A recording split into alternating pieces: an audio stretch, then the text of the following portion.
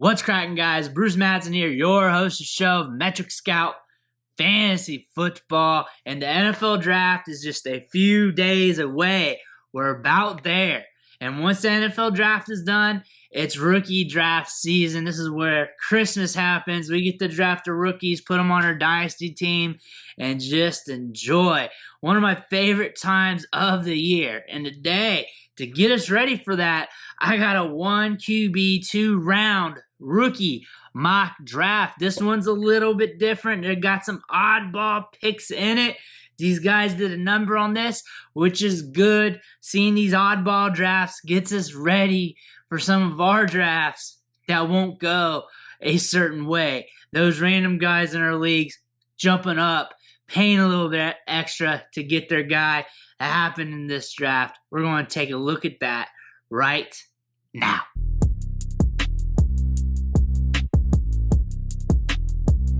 We're about to kick things off with the first round of this rookie mock draft. So what I'm going to do is just read off the picks real quick and just go over the rounds and then go into the next one. So with the 101, first pick of this draft, it's Breece Hall, running back from Iowa State. With the 102, Kenneth Walker, running back from Michigan State. At the 103, Garrett Wilson, wide receiver from Ohio State.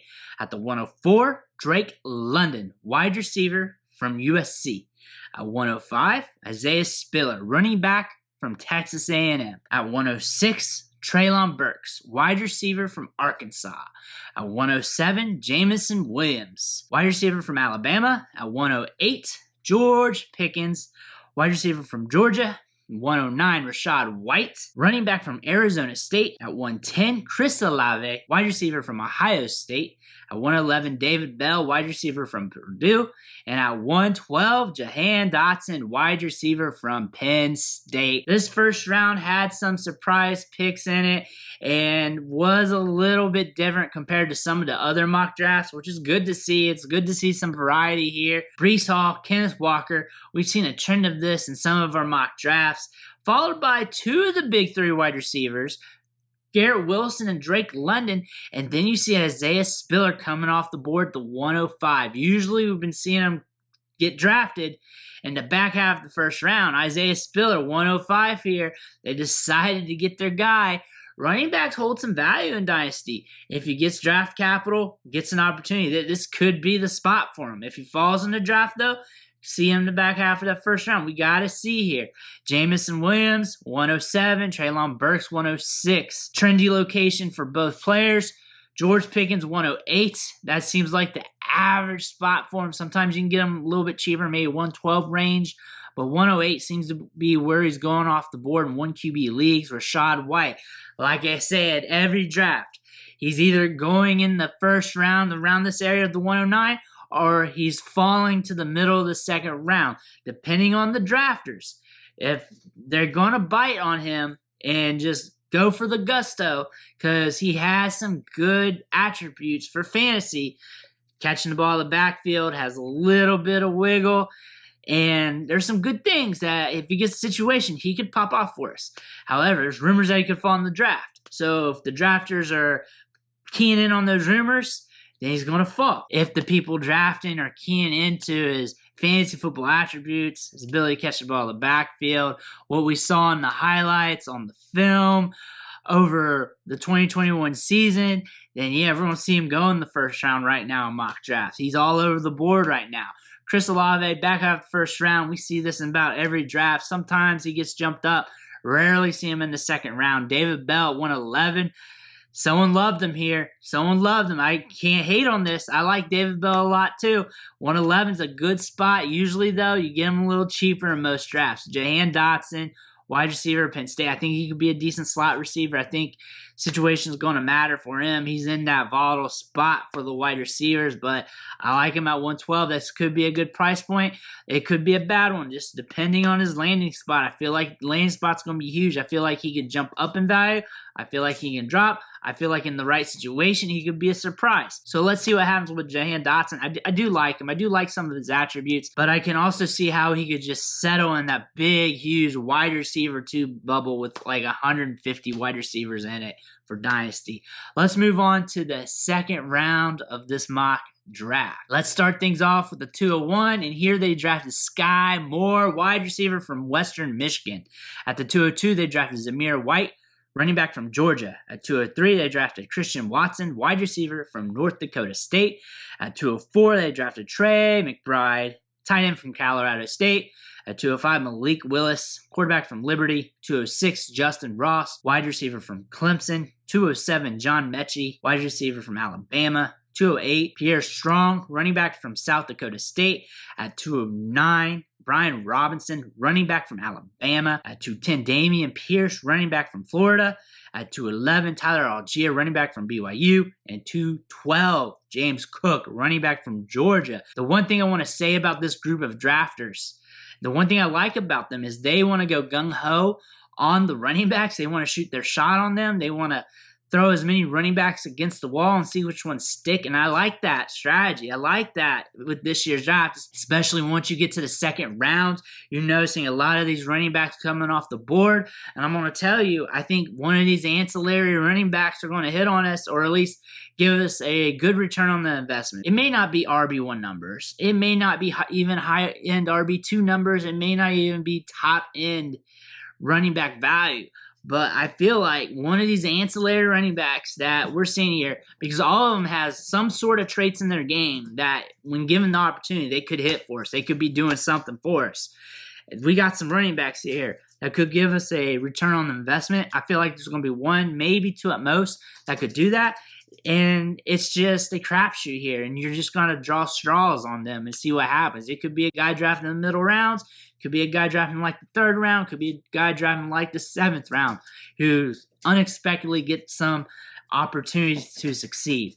But also in the second round, we do have some values here at wide receiver. Christian Watson here going at 203. Usually you see him get jumped up in the first round, so he falls a little bit. I like Justin Ross at 206. That's one of my guys. And if he falls in the NFL draft, I'll just buy the dips in rookie drafts, which means I'll just draft him at round 3. I'll just draft him in round 4. Whatever he's trending at, that's where I'll go. I'll just get him at face value. And if I miss out, I miss out. But I'll make sure I'll get some shares somewhere down the line. Sky Moore, 201. That's a good discount considering I'm seeing him go in the first round almost every rookie mock draft right now. 201's a good deal, a good price tag for him. I know I'm jumping around the board here, but Malik Willis at 205. I like that price point a little bit. I wish I could get him a little cheaper. I've said that before, but I like that better than paying the 106, 109, 110 for him. I feel like once you get to a certain spot in the second round and you want to take your shot on a top quarterback, economico guy, I get it. I get the process. But I also would rather take some shots on some running backs. I don't know the draft capital here on the running backs, but if I have day 2 draft capital look at me in the face and they have pass catching ability and I feel like there's a shot at the depth chart for them that they could take over sooner than later, I'm going to want that running back, especially in 1 QB. We don't know that right now with these running backs. We're kind of speculating with them, but some of these running backs are going to be in a decent opportunity. John Mechie is a lock to be a second rounder in rookie drafts. I don't see him falling in the NFL draft or anything like that. The 204 is kind of expensive for Trey McBride. I feel like the late second is fine. Once you get 206 range or later, good. 204 if you want to take your shot on him, but you got to remember that tight ends, usually you can get a good veteran with a second. Usually that's all it takes. And with Trey McBride, it's probably going to take a couple years for him to season before you get anything out of him. So be leery on that. And during that time, guess what? You can rebuy him with a second-round pick, a later second-round pick, maybe a third and some stuff, depending on what's going on with them. I like Pierre Strong a lot. Getting selected here at 208. I would rather have him in the third round, fourth round, wherever he's going. I'd rather have that discount, but I do not fault anybody paying up for Pierre Strong. I think he's a very good runner. Damian Pierce, Brian Robinson, Tyler Algier, James Cook, those slew of guys, they're all going to go up and down in the draft. They all got their ways where they can win on the field. We haven't seen Tyler Algier selected in the second round of a mock draft for a while. Usually he's been falling around 3, maybe round 4-ish. People have been sleeping on him lately. I think the hype got out of control earlier this offseason, but there are some good attributes in his game that he could probably give us some production if given the opportunity. James Cook catches the ball in the backfield's got some speed. Dameon Pierce, great contact balance. Had a great Senior Bowl. His draft stock's been going up. Brian Robinson, I don't need to say much about him. Moves well for his frame, a bigger guy, and runs between the tackles, can carry the load. Probably will get drafted higher than expected. But that's it for this 2-round rookie mock draft. Let me know what you think. Let me know who got overdrafted, underdrafted. This one's a different look. There are some different things. I think the main feature of this draft is these guys valued running backs pretty heavily, and we saw a little bit of a shakeup in the first round, which is fine. I like seeing the variety here. I like seeing how people look at this draft, because this is a weird crop of guys this year. This is a little bit different. We got a little bit of everything in this draft, so you just got to take your pickings here with what you want. I'm not talking about George Pickens. I'm talking about all these dudes. But that's all I got for you today. Make sure you hit that subscribe button on the way out. Every subscription matters. It fuels me to keep pumping out this content. Lets me know if I'm doing a good job. It also fuels me to keep helping you out with your rookie drafts and your Dynasty teams. Again, I want to thank you, and I'll catch you next time.